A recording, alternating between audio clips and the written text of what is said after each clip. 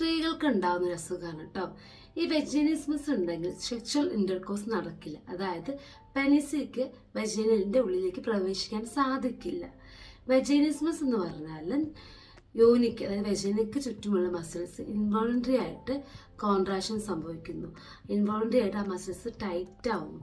ഈ കാരണം കൊണ്ട് തന്നെ പെനിക്സിന് വെജൈൻ്റെ ഉള്ളിലേക്ക് പ്രവേശിക്കാൻ സാധിക്കുന്നില്ല. ആ ഒരു അവസ്ഥയാണ് വെജിനിസ്മസ് എന്ന് പറയുന്നത്.